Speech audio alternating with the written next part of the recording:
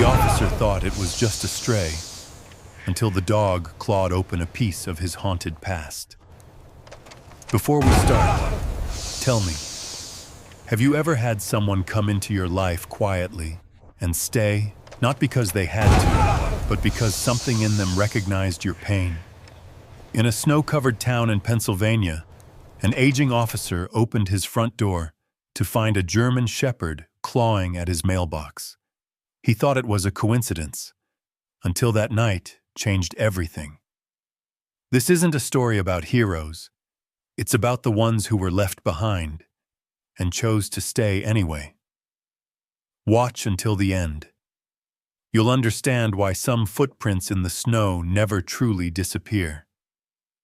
Type Amen if you believe even the broken can be someone's miracle. The wind came first, that sharp, whistling kind that made tree limbs groan and power lines hum. It slipped between the cracks of old siding, curled beneath coats, and whispered secrets to windows not yet drawn. In Wellsboro, a quiet Pennsylvania town hugged by the bare bones of the Tioga State Forest, November had settled like an old coat, heavy with memory. Officer Jonah Beckett, 47, didn't drive fast on his way home. He never did. Not anymore. His cruiser rolled slowly down the gravel path leading to his modest house at the forest's edge, its tires crunching over the thin skin of frost that had crept across the earth overnight. Beyond the porch, the pine trees stood like silent watchers, dark and unmoving. The porch light clicked on automatically, casting a single gold beam across the mailbox. It was there, in that narrow cone of light, that he saw it. A dog, or rather, the shape of a dog, lean, shadowed, taut in its posture. Its paws moved with erratic urgency, claws scrabbling violently against the rusted metal of the mailbox, as if digging through it might undo some private terror. The sound was sharp in the silence, metal against claw, a rhythm not of madness, but desperation. Jonah's boot hit the gravel, door ajar, but engine still running. He stepped out, squinting. No growl, no retreat. The dog stopped only for a breath, turned its head toward him with the kind of slowness that came not from fear, but calculation. One ear stood tall. The other drooped. Its eyes caught the light and did not blink. Sable fur streaked with age, matted around the joints. Thin, too thin, a slight hitch in the hind leg. Still, it did not move. Jonah stood 10 feet away, hands in his coat pockets, the cold forgotten. The air between them was weighted. The dog turned back to the mailbox and resumed its digging. He exhaled once, long and clouded, then stepped forward. The mailbox was old and dented, its red flag perpetually rusted in the down position. Jonah hadn't gotten around to fixing it in years. He reached past the dog, slowly, deliberately. The claws stopped mid-scratch as his fingers slipped the latch. Inside a small black pouch, unlabeled, tucked deep beneath an ad circular. He pulled it out. The fabric was canvas, military surplus type, and inside was the unmistakable cold weight of metal. Along with it, a note, folded twice, no envelope. Jonah unfolded the paper with the same instinctual dread he'd felt at too many crime scenes. Block letters, cut and pasted from newspaper print. I never forgot what you did. Tick-tock. No signature. Just that. He stood there for a long moment, breathing, listening. The wind had quieted. The trees didn't move. The only sound was the dog, now silent, still sitting beside him. Jonah turned the pouch over and revealed its contents. A small, oddly shaped fragment of wiring, and something that looked like a stripped fuse. Not a full device. Not yet. But a warning. He closed the mailbox slowly and looked down. The dog hadn't moved, only shifted slightly, its chest rising and falling beneath the tangled fur. It didn't whimper, didn't wag its tail. It just watched him. Jonah dropped the pouch into his coat pocket, then stood beside the dog, letting the moment hold. No sudden movement, no command. Minutes passed. Then, with no signal, he walked toward the porch. The steps creaked beneath his weight. He didn't look back, but he felt it, the soft crunch of snow behind him. The dog had not left. Inside, the house was dim, still warmed faintly by the heat timer he set for early evenings. Jonah sat in the worn armchair by the window, lights off, the pouch on the table beside him. He didn't bother calling dispatch. Not yet. Not until he knew what this was. A prank? A threat? Something left unfinished? Outside, the porch light buzzed faintly in the cold. Through the window, he could see the dog. It had curled up at the base of the steps. Not in sleep, but in watchfulness. Paws tucked under, nose on its forelegs. Eyes half open. It could leave. Should leave. But it didn't. Jonah leaned back, eyelids heavy, but mind sharper than ever. Something about the quietness of that dog unsettled him more than the message. Not loyalty, not fear, something else. Recognition. As if the dog had been here before. As if it had known what would be inside that box before he opened it. The wind came again in the night. Soft this time. Almost reverent. Snow began to fall in thin, whispering sheets, across the porch roof, along the trees, on the street where no one walked after dusk. The mailbox stood still. The dog never moved. By morning, the wind had softened, but the cold had deepened. A light dusting of snow had settled over the rooftops of Wellsboro, turning the town into a quiet, grayscale painting. No footsteps yet, no engines running, just the hum of winter holding its breath. Jonah Beckett stood at the window in his kitchen, a steaming mug of black coffee cupped in his hands, eyes fixed on the front porch. The dog was still there. It hadn't moved much. Still lying curled on the top step, nose buried in its front paws, one ear flicking now and then at the wind.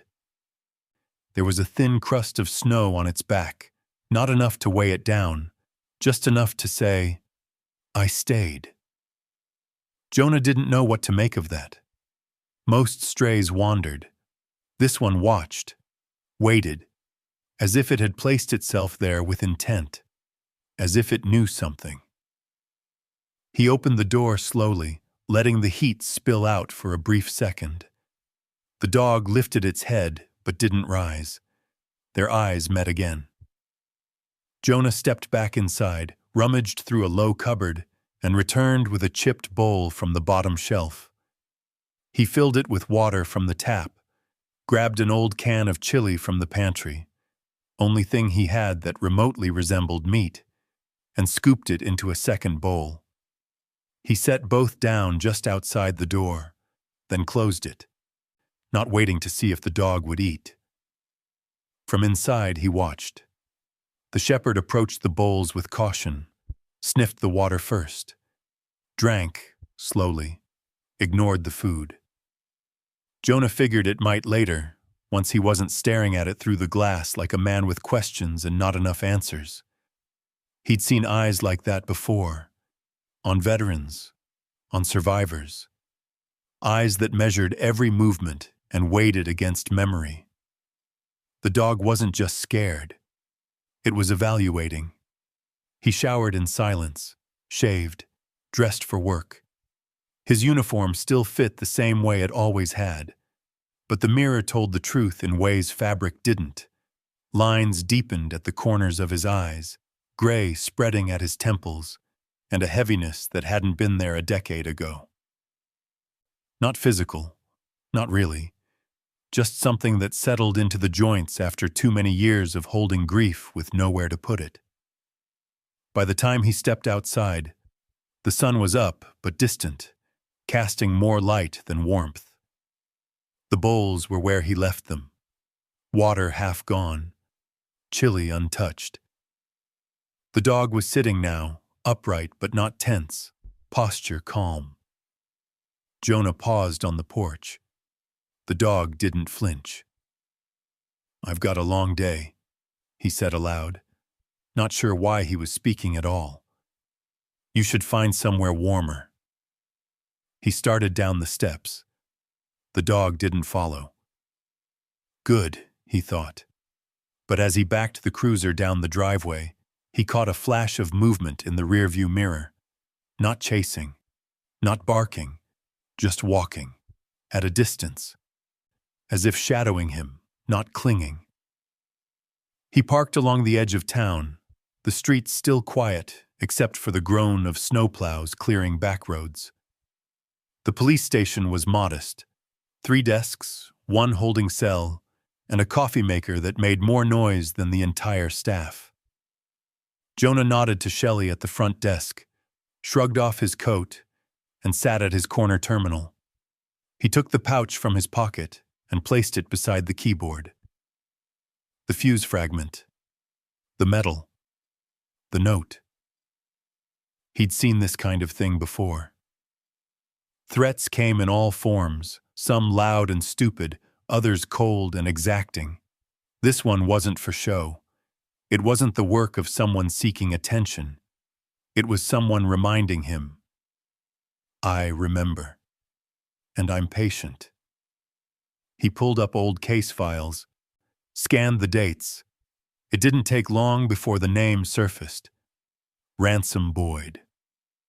5 years ago, Jonah had arrested Boyd after a months-long investigation into a string of small-scale bombings along abandoned rail corridors. Boyd was a former military engineer turned extremist, convinced that local government was hiding chemical experiments beneath the old mines. He had built the devices himself, crude but functional. Claimed it was a warning. Claimed he never meant to hurt anyone. But one of his bombs had ruptured the leg of a maintenance worker named Carlos Mendez, who had been checking electrical lines near the tracks. Carlos had a wife, 2 kids, walked with a cane now. Boyd had been sentenced to 7 years but appealed on technical grounds, citing procedural error. Jonah hadn't followed up after the trial. Maybe he should have. He looked up from the screen and saw movement through the station's frosted window. A shape, low to the ground, lean, familiar. He stepped outside and there it was, across the street, sitting just beyond the sidewalk. The shepherd, covered in snow again. Watching. Jonah didn't wave, didn't call, but he didn't tell it to leave either. Back at his desk, he reopened the file. There was a date at the top of the parole hearing. 3 weeks ago. No notification sent to the arresting officer. Ransom Boyd was out. He leaned back in the chair, the hum of the building's heater filling the quiet. He felt the shift, like a slow current turning beneath the surface. Whatever had been buried wasn't buried anymore. Something was surfacing. And that dog, that damn dog, wasn't here by accident. Jonah looked once more through the window. Still there. Waiting. Not lost. Just not done yet. The silence of Jonah Beckett's house was a kind of presence, not an absence. It filled the rooms like dust, settled into the creases of the old armchair, hung in the air above the hearth where no fire had burned in weeks. He moved through it quietly that night, not turning on the television, not bothering with music. The pouch from the mailbox lay untouched on the kitchen table, its folded note already memorized, its threat hanging in the back of his mind like a storm cloud that hadn't yet cracked. Outside, the world had been muffled by snow. Another thin layer had drifted over the street and porch, softening the edges of everything it touched. The porch light hummed faintly as Jonah stepped out to check again. The bowls were gone, emptied, cleaned, and tucked under the edge of the steps. The dog was nowhere to be seen. He exhaled slowly, steam curling from his breath. He didn't know why that absence made him feel something close to disappointment, or why he waited a few moments longer than necessary before locking the door. He turned off the lights one by one, moving through the house in practiced sequence: kitchen, hallway, bedroom lamp. The silence thickened as he lay in bed, eyes open, staring at the ceiling where old water stains mapped some forgotten leak from a decade ago. At first he thought it was the wind, a soft scratching, barely there. He closed his eyes, tried to will it away, but it came again. Not rhythmic, not like branches. Scratch. Pause. Scratch. Scratch. Pause. Too steady. Too close. He sat up, heartbeat slow but awake, the kind of alertness that came from years on night shift, where silence never meant safety. He moved barefoot across the wooden floor, each step soft, deliberate. The sound was clearer now, not at the door, not at the window, beneath him. He crouched near the living room's old heating grate, the one that led to the narrow crawl space under the house. The sound stopped. He waited, then heard it again, scraping, followed by a low whine. Not loud, barely audible. He grabbed a flashlight from the coat closet, thumbed it on, and opened the narrow trapdoor that led to the crawl space. The beam of light cut through dust and old insulation, revealing the dog, curled halfway under the floorboards, paws still, head raised, eyes fixed not on Jonah, but on a dark corner near the far support beam. Jonah's voice was quiet. "What are you doing down there?" The dog didn't move, just looked back at him once, then returned its focus to the corner. Jonah lowered himself into the crawl space, joints creaking as he moved toward the spot. The dirt was loose here, fresh, scratched away. A shallow depression had been dug just beneath the beam. He knelt and brushed back a few inches of soil. Something caught the light. Metal. Wires. His breath caught in his throat as he leaned closer. A crude electronic device half-assembled, a circuit board, a timer screen, cracked but functional. No explosive attached, yet, but the framework was there. Someone had hidden it here, under his home. He swallowed hard, the taste of dust and cold copper thick on his tongue. He backed away slowly, flashlight steady. The dog, still unmoving, watched his every move. Inside, he radioed the station, voice steady but low. "This is Beckett.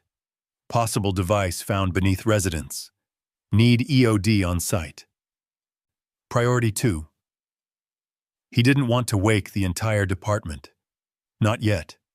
If this was what he thought it was, someone had been testing him. A warning with intent, but not meant to detonate. Not yet. He knew the pattern. Some people didn't bluff. They escalated. Slowly.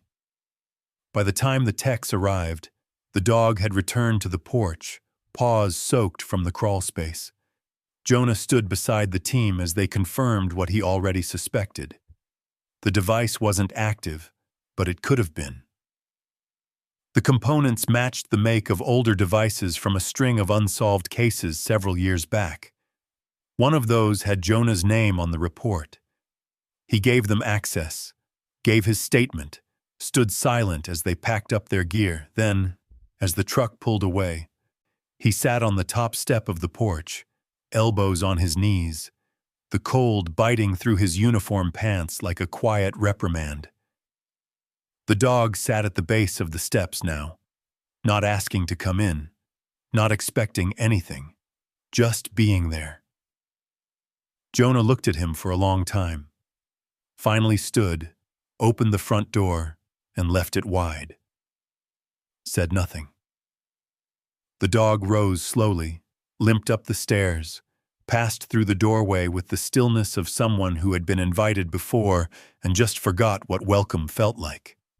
Inside, he circled once near the cold fireplace and lay down, not curled tight like before.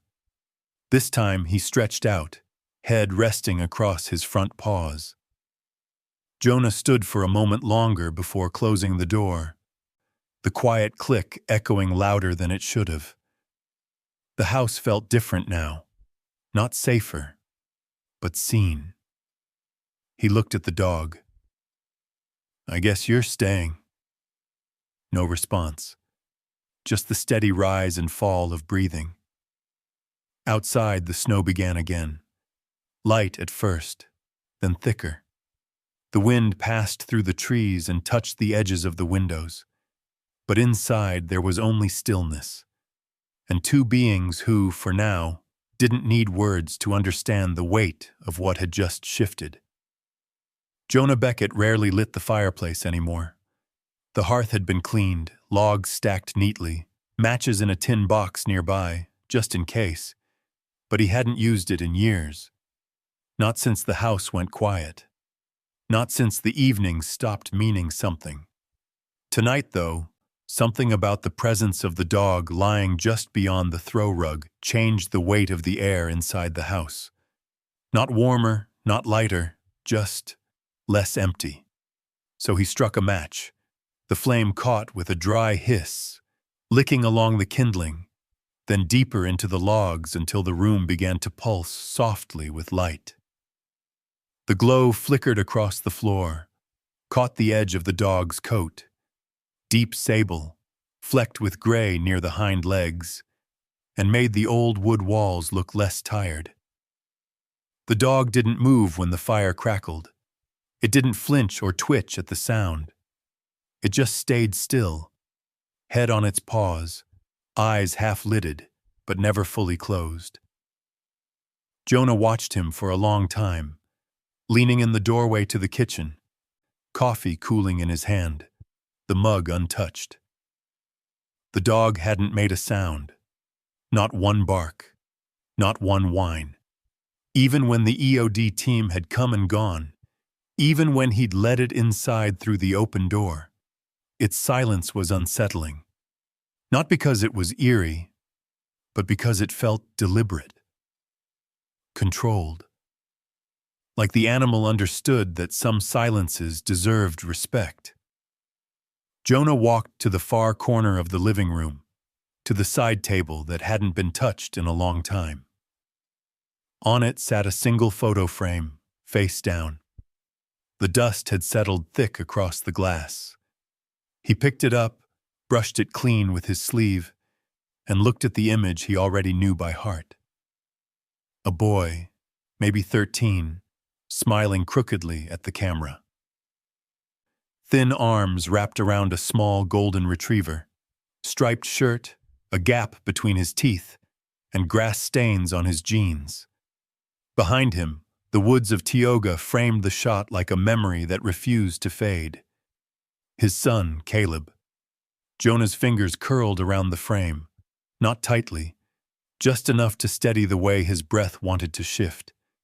He placed the photo upright on the mantel for the first time in years. The glass caught the firelight, reflected back a face too young to be gone. He didn't speak the name aloud.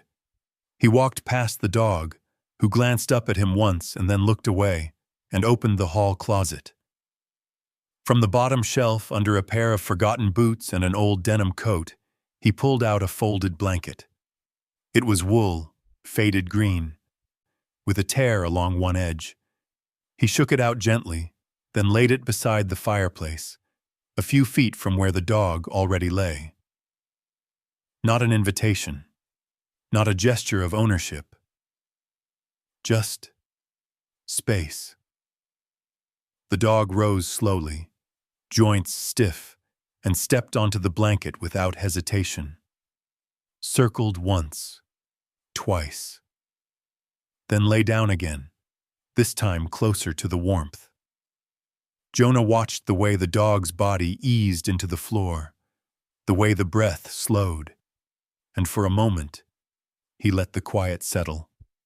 He poured himself a drink, not coffee this time, and sat on the edge of the couch, the glass cupped between his hands. From this angle, he could see both the dog and the photo on the mantel, one reminding him of what was lost. One reminding him that something broken didn't mean something useless. He didn't know why he started looking into the dog's history. Maybe it was habit, his training pushing him toward answers. Or maybe it was something else. A need to understand why this animal had chosen his porch, his mailbox, his home.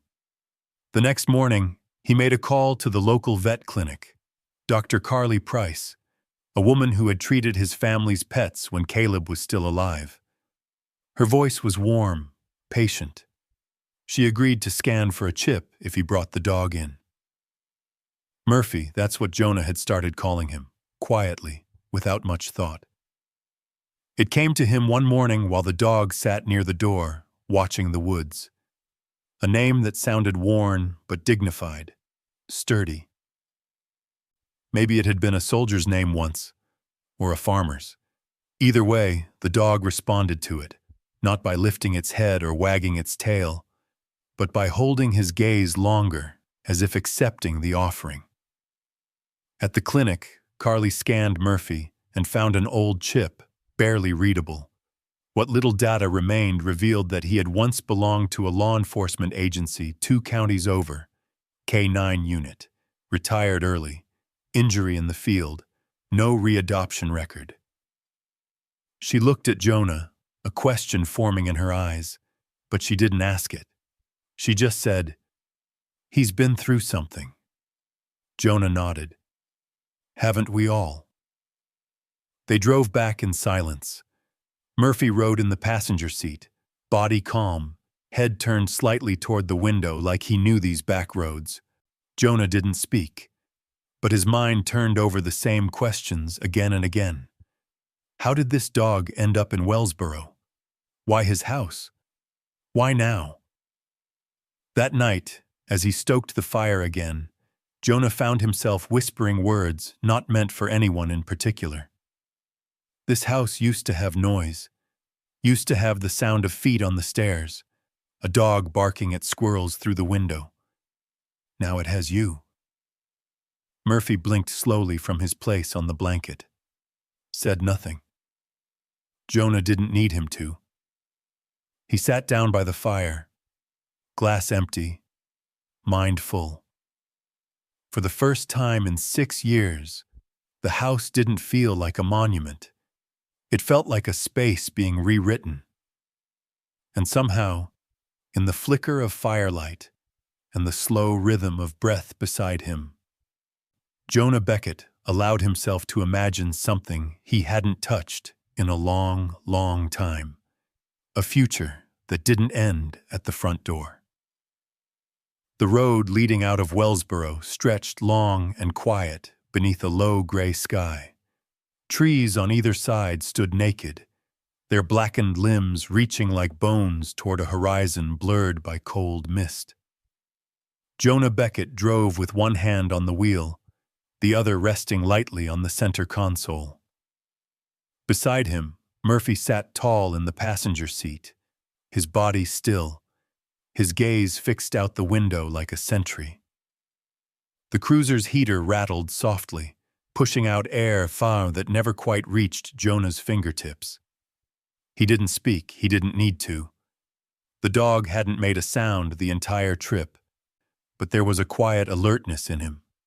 Muscles engaged, ears slightly tilted, nose twitching when they passed old timber yards, or the scent of distant smoke caught the wind.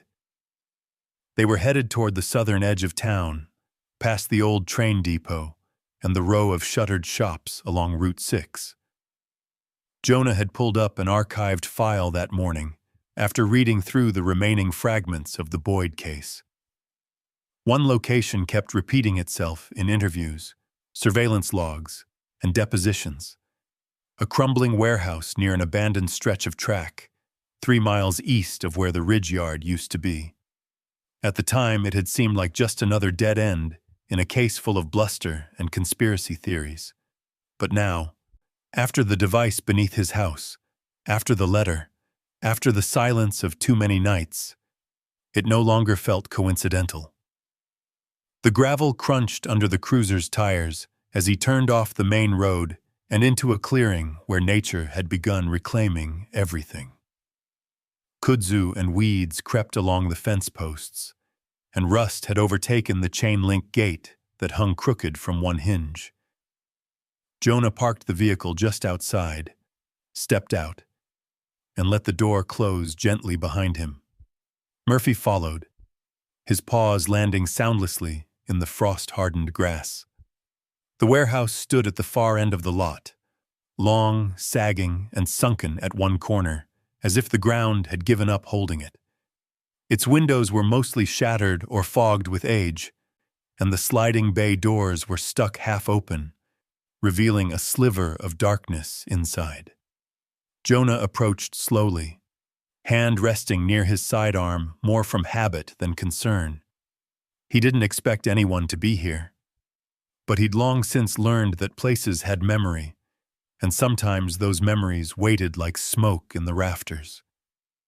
Murphy stopped before Jonah did. His body stiffened, one paw lifted. He sniffed the air, low and deliberate, then turned toward the western edge of the lot. Jonah followed his gaze. There, half buried beneath brittle leaves, were the scattered remnants of a recent fire. Ash not yet wet from the last snow, cigarette butts still intact, and the flattened imprint of tire tread barely etched into the earth. He crouched, fingertips brushing against a crumpled scrap of paper, a torn wrapper for a protein bar, the kind passed out in prison vending machines. He folded it carefully and slid it into a baggie from his pocket.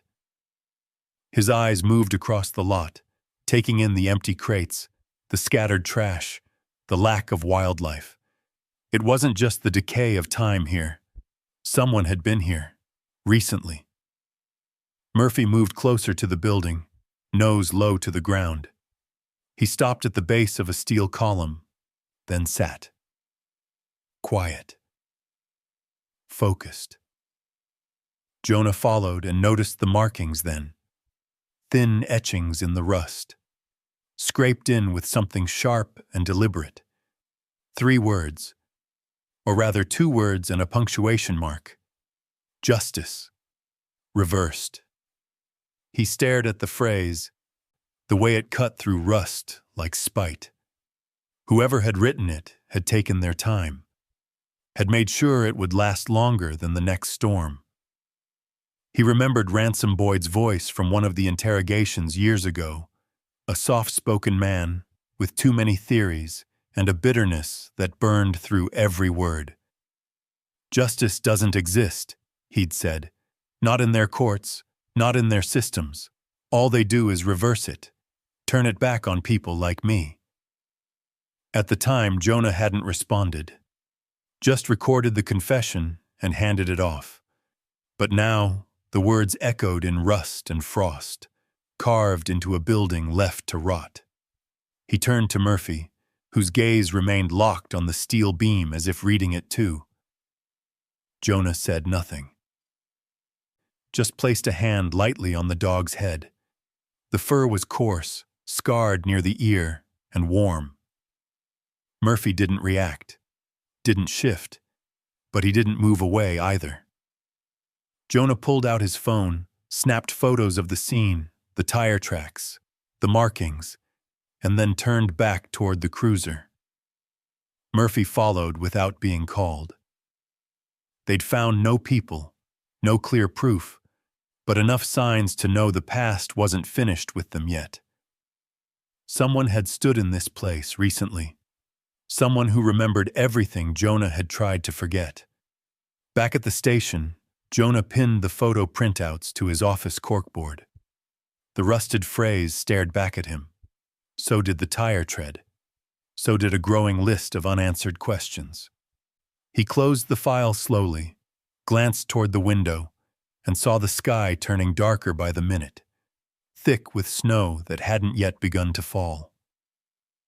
Murphy sat at the door like he had every night since coming inside, not blocking it, just guarding.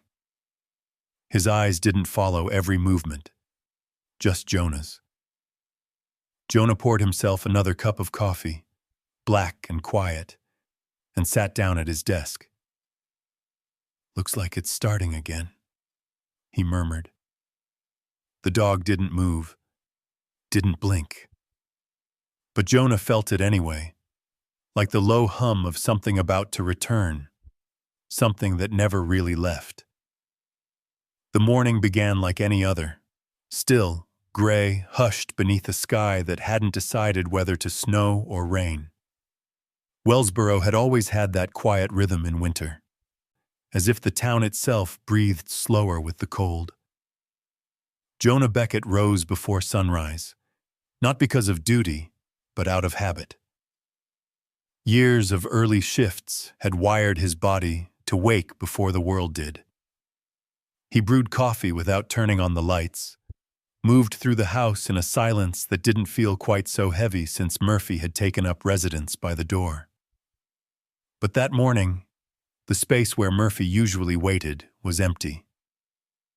Jonah stood there for a moment, coffee forgotten in his hand, eyes scanning the front porch through the window.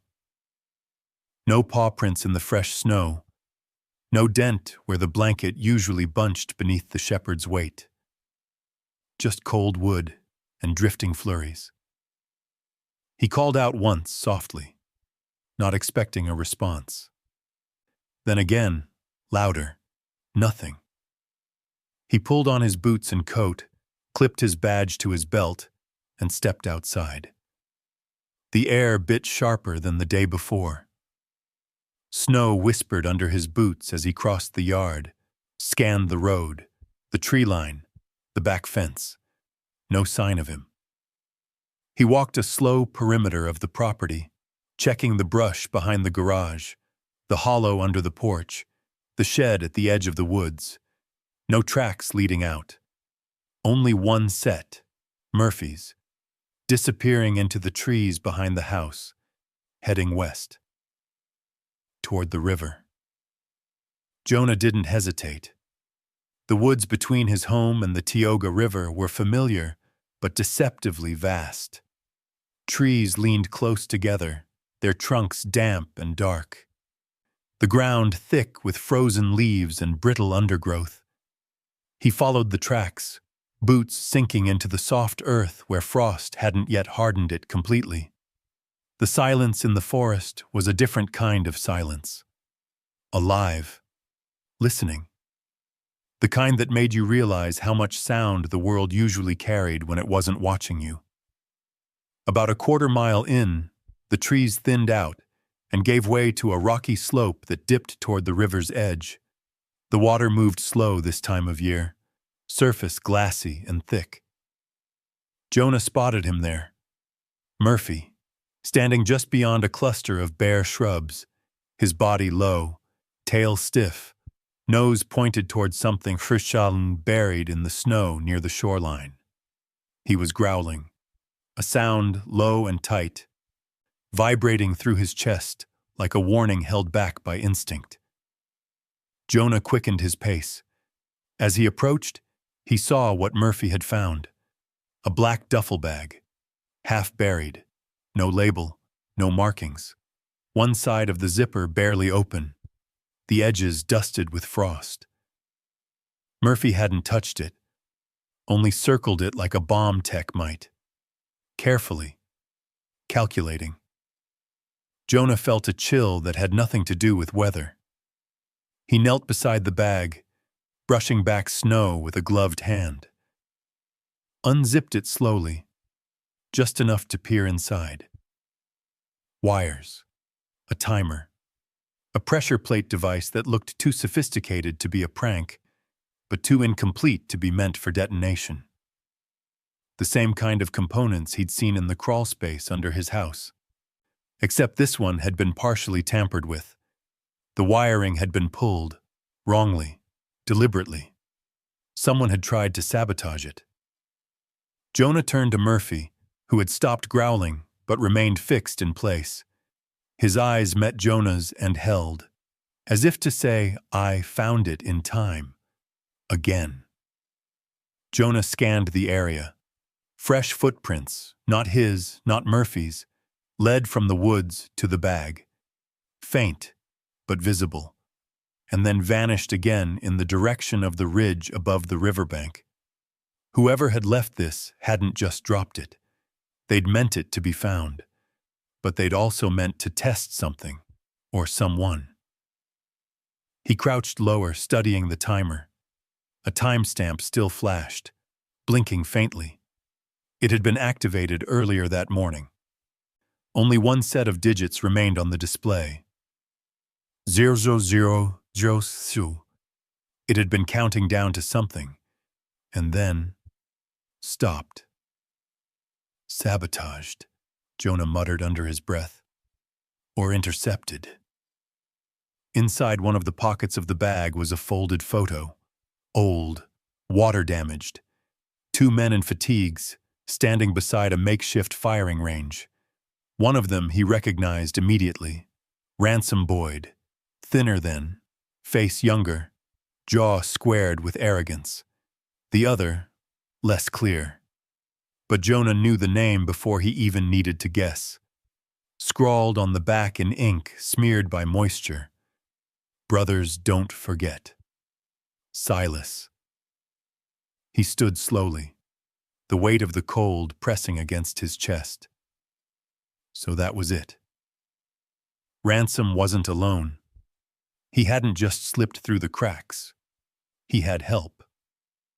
And that help had a name. Silas Dean. Jonah folded the photo, slid it into his coat pocket, then turned back to Murphy, who hadn't moved. The dog's breath fogged slightly in the morning chill, but his body was steady, calm now that Jonah had seen what needed to be seen. "You're not just pointing me toward danger," he said, voice quiet. "You're leading me to truth." Murphy blinked slowly, then turned back toward the woods, as if ready to continue. Jonah looked once more at the bag, then back toward the river. The water kept moving. Everything else had stopped. The wind rolled through Wellsboro like a ghost that afternoon, picking at loose shingles and stirring dead leaves that had clung to the gutters long past their season.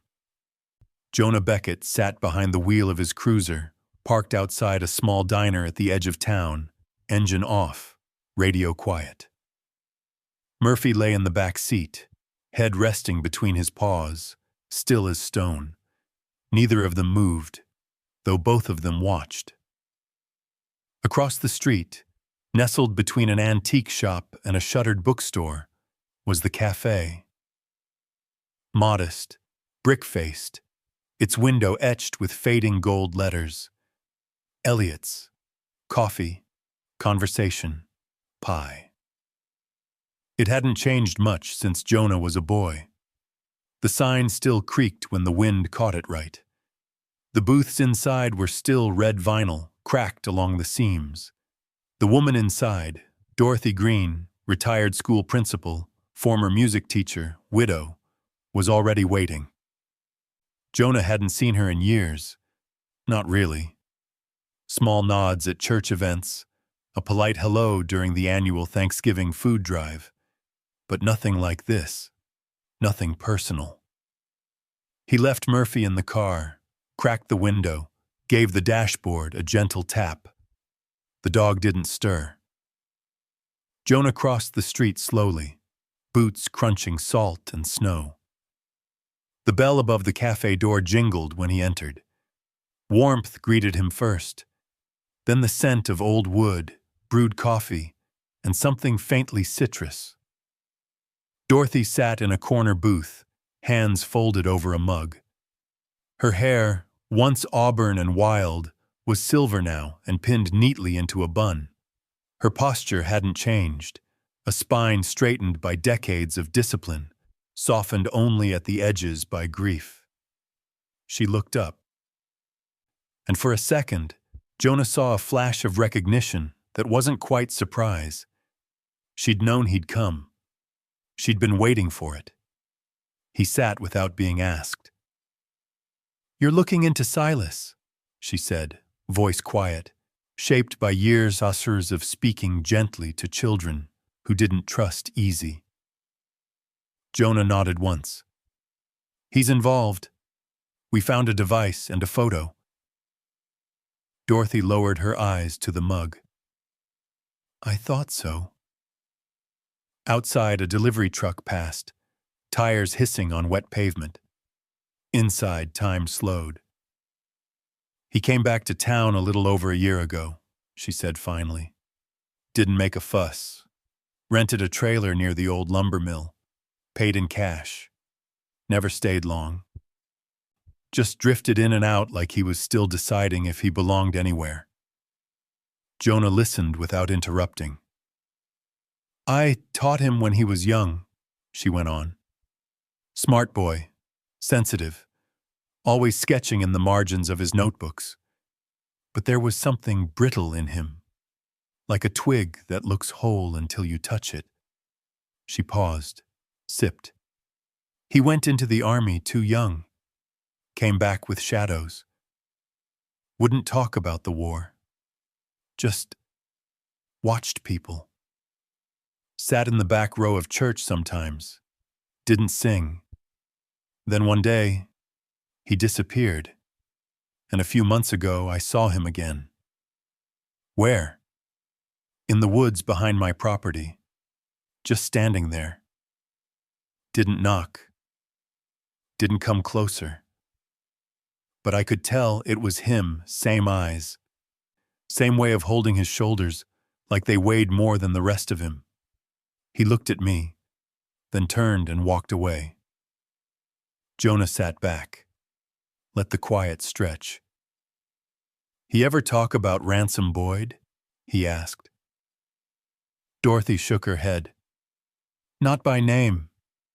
But he said once, a long time ago, after the war, after the discharge, that justice didn't feel like justice anymore.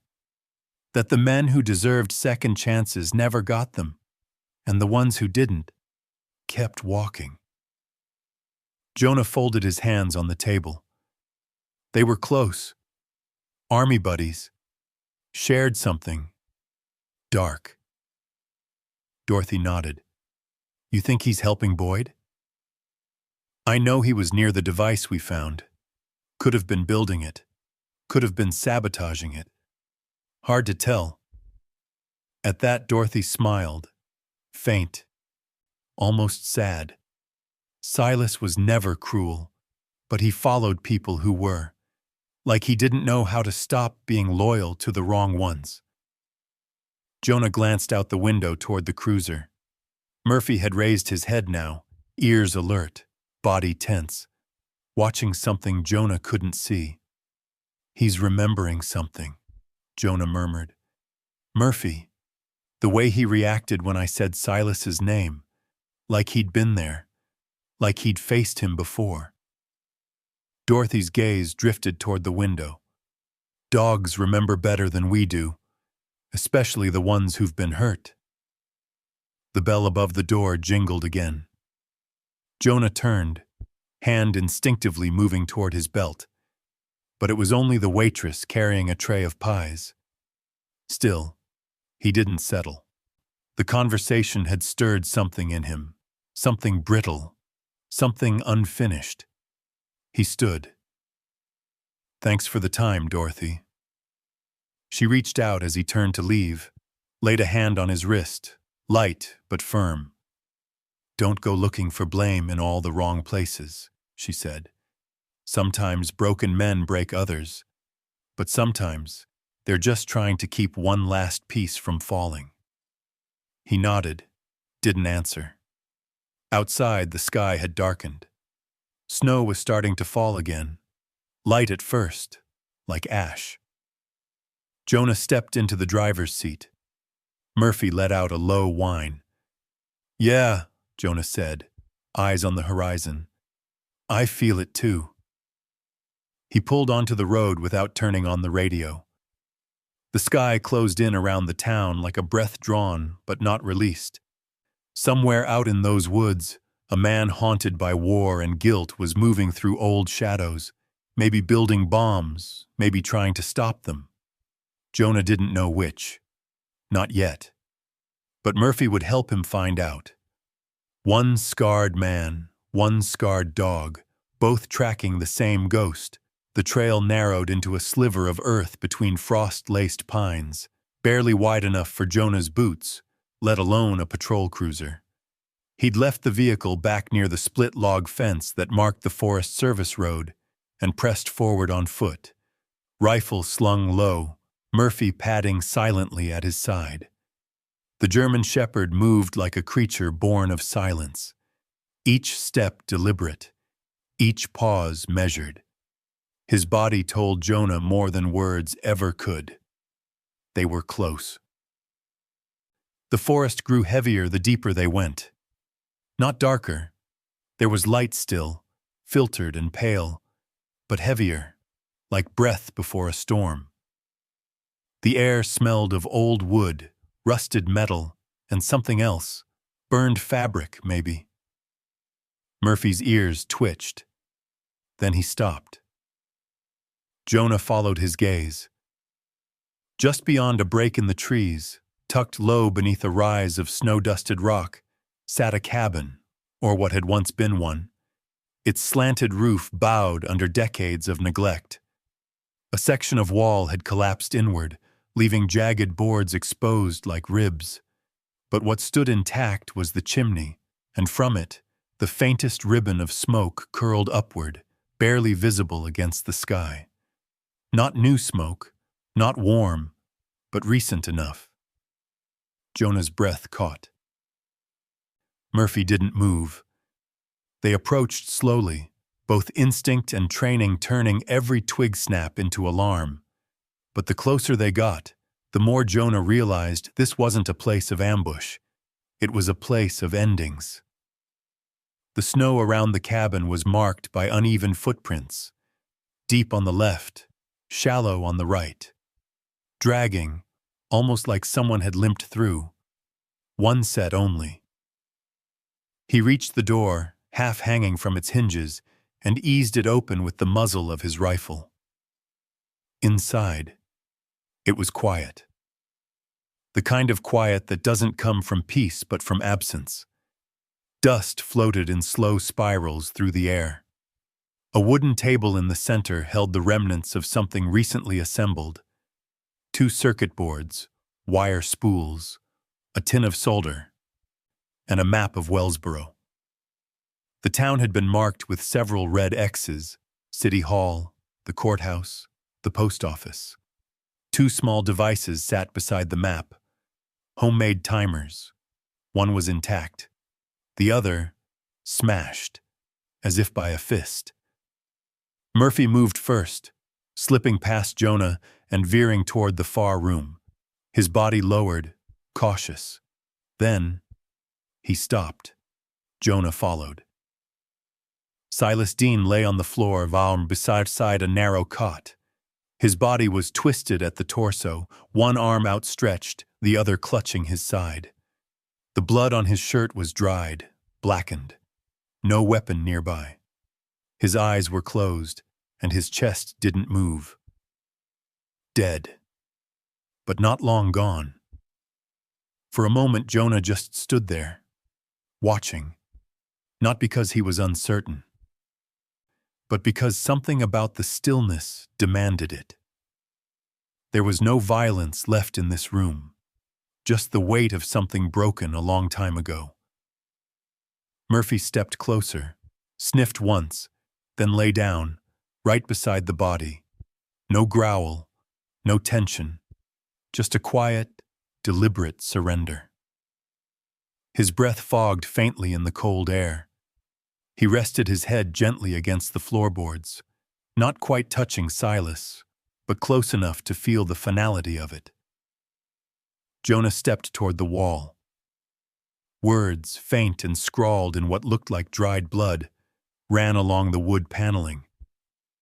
He betrayed me, too. Jonah closed his eyes. The pieces clicked into place. Ransom had been here. Maybe hours ago, maybe less.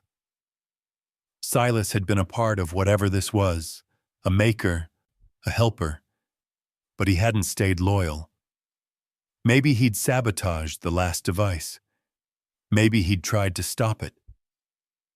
Ransom had come to clean up loose ends, and he had.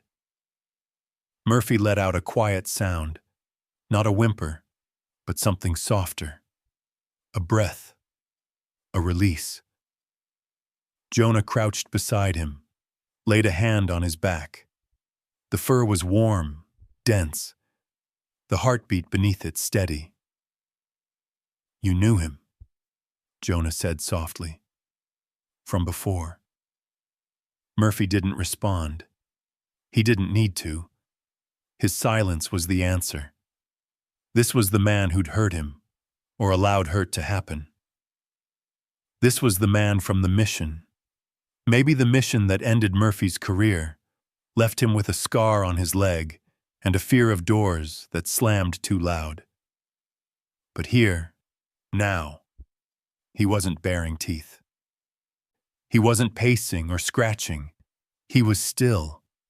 And in that stillness, there was no vengeance, only a kind of mourning, for something lost, for something remembered.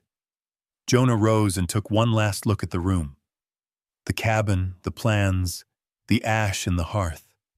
And Silas, a man eaten alive by loyalty and guilt, left to die not in fury, but in solitude.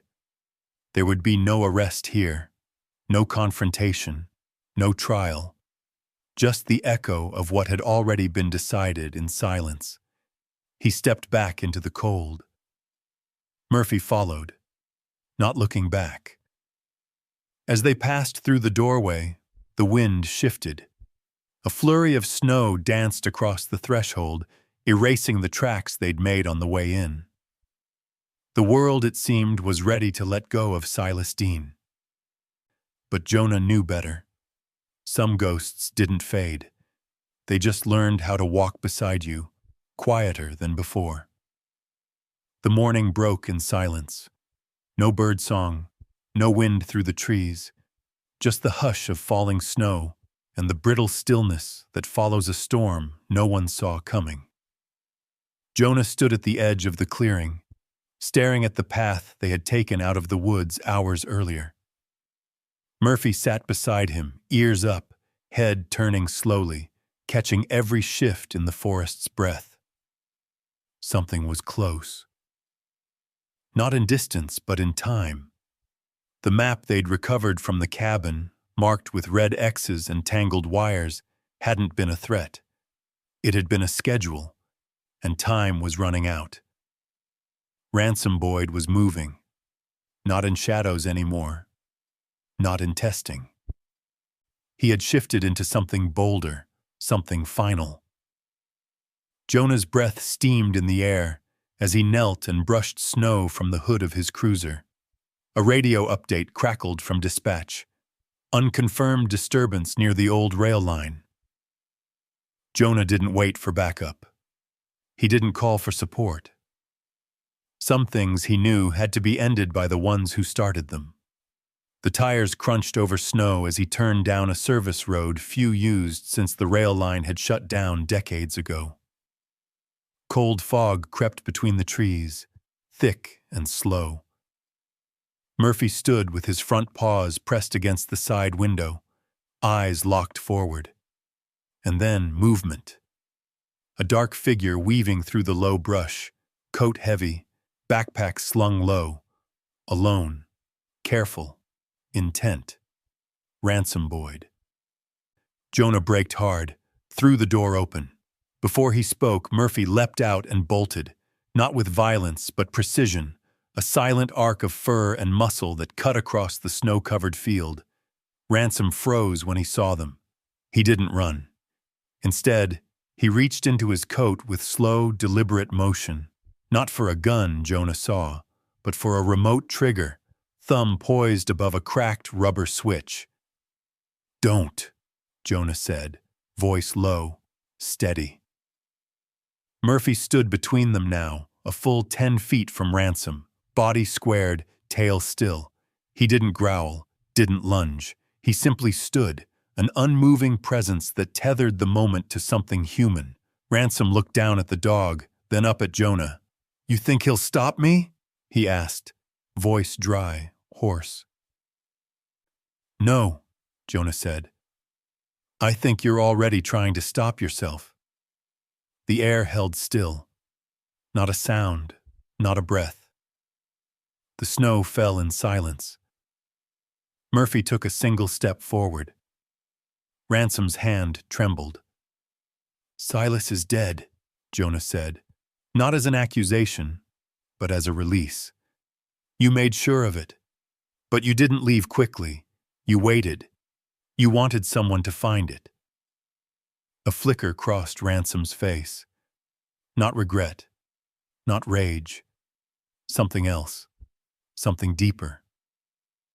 "I wanted it to mean something," he said. "I wanted someone to know what he did, what they did to us." Jonah took a slow step forward. "So you built bombs." "I built warnings," Ransom snapped. "No one was supposed to die." "But they could have," Jonah said, his voice now a shade quieter. "They still could." Murphy stood firm, the snow gathering along his back, melting slow in the heat of his body. Ransom looked down at the remote. "I didn't press it," he said. "You still could," Jonah answered. But then he didn't. Ransom's arm lowered. The remote fell into the snow with a soft thud. He didn't raise his hands, didn't fall to his knees. He just stood there, letting the cold take him. Jonah stepped in slowly. No handcuffs. Not yet.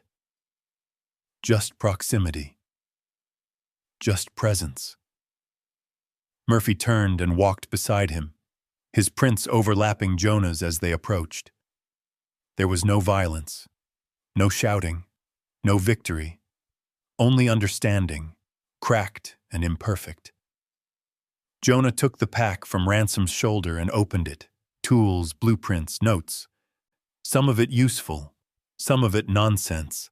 The chaos of a man who thought he was building justice out of leftover pieces of fear. They turned toward the cruiser together. Murphy walked between them. When they reached the edge of the field, Jonah looked back. The snow was undisturbed now, except for one stretch where two sets of prints ran parallel, man and dog, side by side, until they split into 3, and then 2 again. He didn't take a photo. He didn't need to. Some footprints weren't meant to be saved. Just remembered.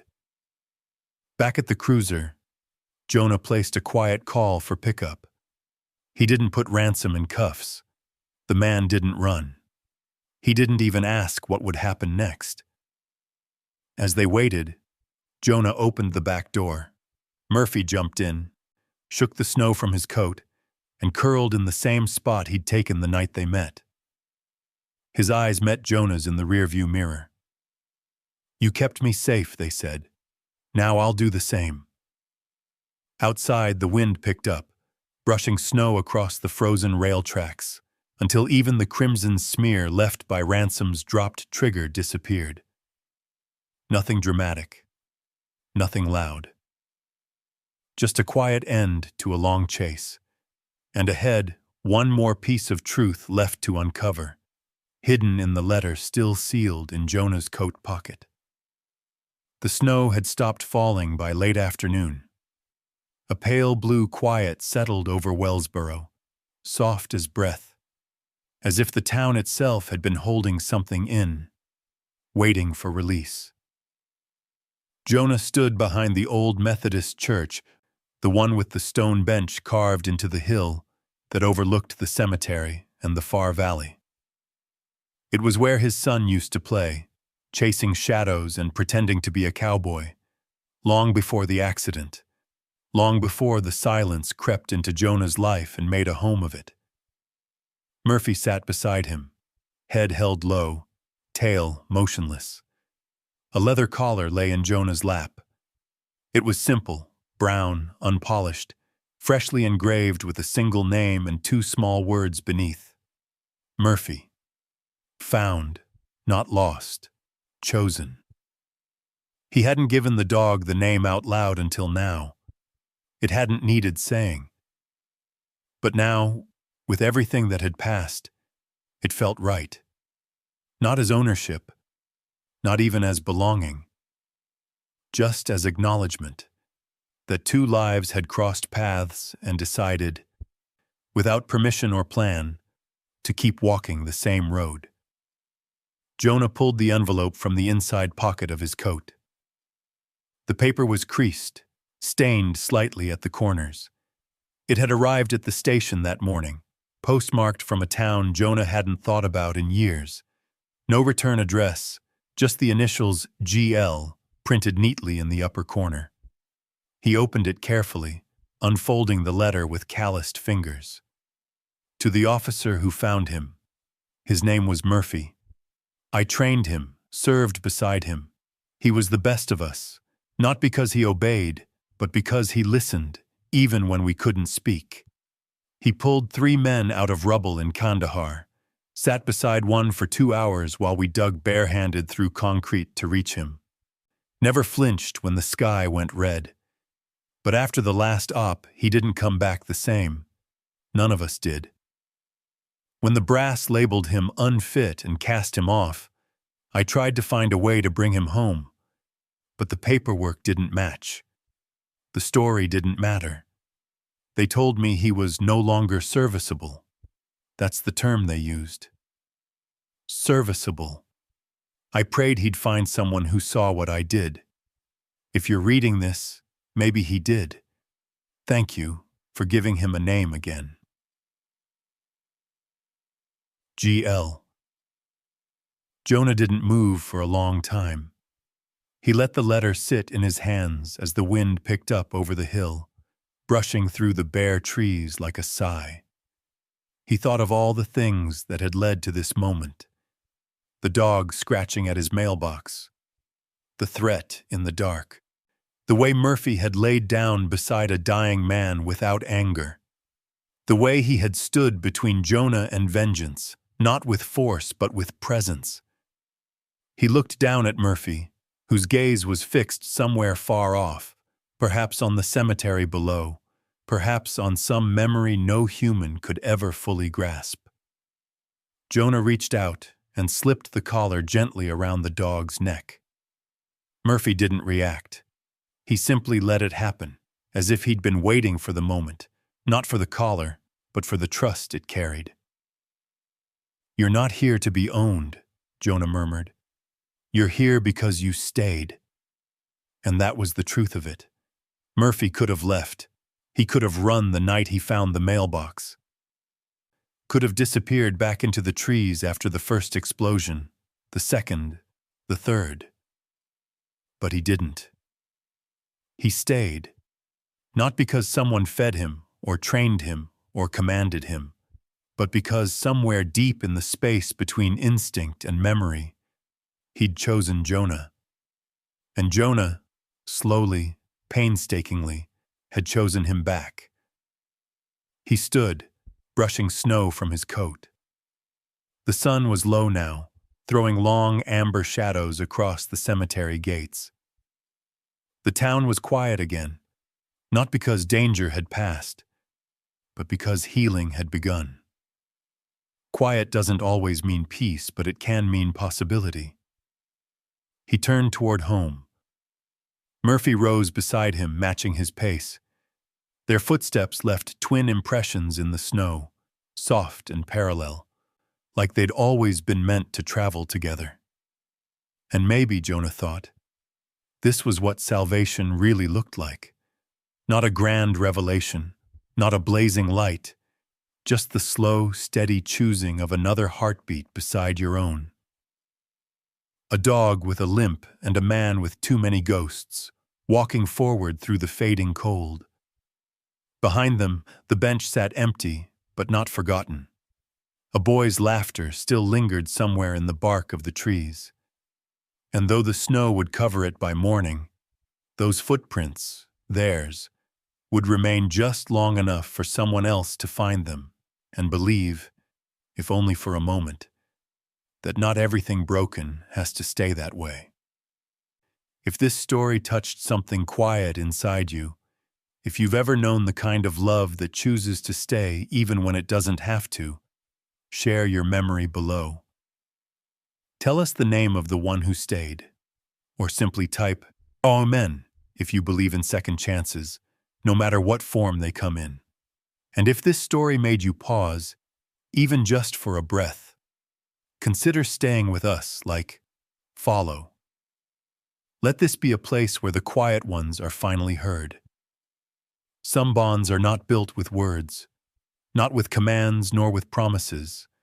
They're formed in quiet moments, in the way a dog lays down beside your grief, or how a man finally opens a door he swore would stay closed.